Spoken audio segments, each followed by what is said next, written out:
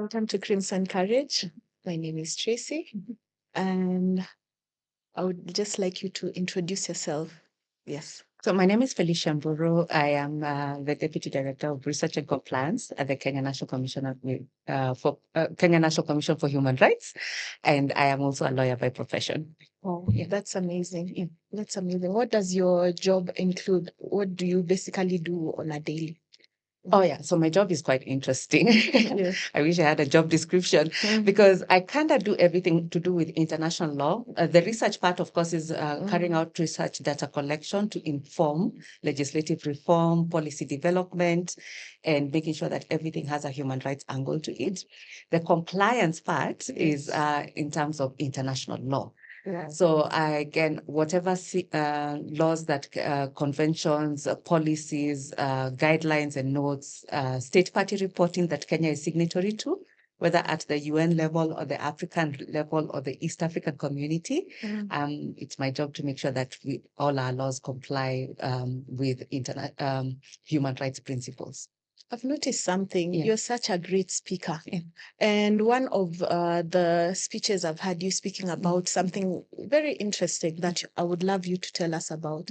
There was a story you spoke about someone called Wairigia. Yeah. Please tell me about Wairigia. Oh, good. Wairigia Speaks is it's a research that we had actually done with a partner in Uganda called Women Pro Bono Initiative. But let me speak about the program first before we jump into Wairigia Speaks. Okay. So Wairigia is a character that we picked up from Ngugi wa Thiong'o's book, The Perfect Nine, an epic of Gikuyu and Mombi. So if you're familiar with Kikuyu culture, the Kikuyu believe that there are 9 clans. The 9 daughters of Gikuyu and Mombi therefore form the 9 clans of the Agikuyu people. However, Ngugi wa Thiong'o argues that there was a 10th daughter called Wairigia. Now, when you read the book by Ngugi wa Thiong'o, all the 9 daughters speak in one voice, but Wairigia is the only one who speaks in a singular voice. Okay. And it is very important that people understand and appreciate who Wairigia is, because Wairigia is recognized in the book as a cripple. Yeah, she could not walk, but she was one of the best hunters in amongst the 10 daughters of the Agikuyu. Yeah. And therefore, that's why she speaks alone instead of speaking in a unified voice like the other 9 sisters. And Wairigia, not only was she the best hunter, she's the only one who fought for herself and therefore was not married. That gave us an idea of how to do our research in particular. Who are the missing voices? Who are the people we leave out of the conversation and the decision making? So Ngugi wa Thiong'o inspired the report in the sense that women and girls with disabilities are always left out of the conversation. So Wairigia is a fictional character that represents vulnerable women and girls, or persons with disabilities, or refugees, or children. Wow. Definitely she's powerful. Yes. And if she were alive in today's world, what purpose do you think Wairigia would have in the conversation of disability and inclusivity? Yeah. So thank you so much for that conversation. And like what we're doing right now, this is literally a Wairigia Speaks conversation. Okay. Yeah, because we come to realize the issue around disability, it's shrouded in mystery. It's non-disabled people making decisions for persons with disabilities, designing services, even identity, designing the identity of what is disability.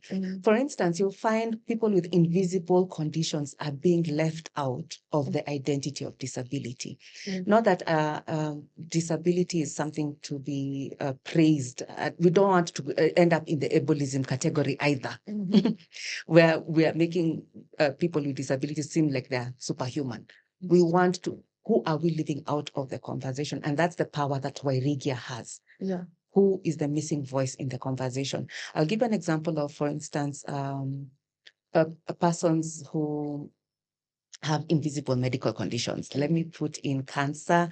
Let me put in sickle cell disease. Yeah. And also, there's another famous condition that is always epilepsy is also left out of the disability conversations because these ones are classified more as medical conditions. Okay. Yet, the barriers that they face on a regular basis, even diabetes to some extent, Yes. the barriers that persons with these particular invisible medical conditions face amount to the level of disability, because you need what's the definition of disability in the Constitution of Kenya?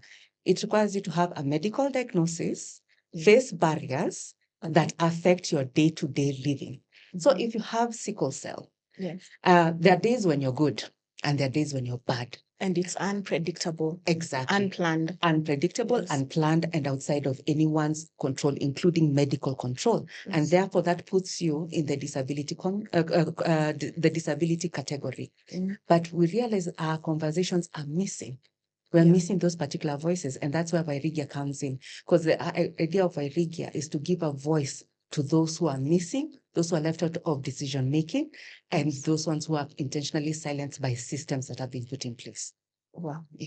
Wow, that's amazing. So when you speak about Wairigia, you've said there's something. Number one, you have to have a medical diagnosis. When it comes to disability and diagnosis, do you think the category is fair, or there's some sort of blurry lines when it comes to, getting that diagnosis in the first place? Of course, there are a lot of blurry lines, and that's why we focus on identity and not diagnosis. Okay. Kenya is still a baby when it comes to identifying disabilities. Yes. Yeah, so medical diagnosis, while it does, the medical model of disability is still important in the sense that it helps you to understand what it is you have. But beyond that, now where disability comes in, remember the medical just tells you what it is you have. The disability part tells you how to live with it, because it is your identity. Yes. I cannot separate the fact that I have a condition within me that may affect how I live my day to day. And sometimes I may or may not need support. Yeah. And that's what brings in invisible disabilities into invisible conditions into the disability category, because of the idea of support. I might need this support in order to live a day-to-day life. That's So we definitely agree. Number one, no one is proud to say that they need extra services that is apart from like the regular people, even in school, even in hospital, even in transport sectors. So how do you think within our essential services, like maybe in hospitals or in school, we're able to communicate better with persons who have disabilities, different kind of disabilities? So this is where we bring in the United Nations Convention on the Rights of Persons with Disabilities and the African Charter, the protocol to the African Charter on the Rights of Persons with Disabilities. Article 19 of the convention, to start with, is the most critical part, because Article 19 talks about living independently. As a person with disability, like you've correctly put it, we have to fight ableism. I want to enjoy everything that every other person has in this life. I want to be a teenager making poor decisions. I want to be a young adult enjoying a night out. And I also want to enjoy some little alcohol there, make a few mistakes that are normal to every human being. But because of my disability, I might have limitations. Or because of how people perceive my disability, they create limitations for me. And that's why this Article 19 of the UNCRPD and Article 16 of the African Charter become very important, because they talk about how do we give dignity and independent living back to the person. It is all about dignity. I want to be seen as a person, not my conditions. And how do we do that now in terms of policy through government and such like situations? How do our laws look like? Are we ensuring that people with lived experiences, we like that word, lived experiences, because you don't have to identify as having a disability, but you have an experience that limits your participation in life. So how do people with lived experience participate in making those laws and policies that suit you? I'll give you an example of, for instance, the Children's Act in Kenya. The Children's Act says that a child is up to 18 years. After 18 years, you're no longer a child. However, if you have a disability or a known medical condition, you can be extended to 25 years, which basically means I won't get to drink until I'm 25. That is not fair. Wow. So there's no flexibility in it. Exactly. Because the people who are affected have not been included in the Exactly. decision making. Yeah. Wow. So why are you again infantilizing me on the basis of my medical condition? What makes you think that I do not understand the idea of decision, choice, and consequence? And those are some of the stereotypes that our laws and policies have to fight. Yes. Yeah. Another very good example is the issue of divorce. Do you know one of the grounds for divorce is insanity? You can be divorced just because you had Section 6 of the Marriage Act talks about temporary or permanent insanity. Yeah. You cannot consent to marriage. That's a loophole. That is a very big loophole because we are seeing it in terms of abuse of particularly people with non-communicable diseases. So we find that if you have a non-communicable disease, I'm trying to think of cancer, for instance, you cannot even consent to marriage. And a lot of people end up in troublesome sexual and gender-based violence situations because of that.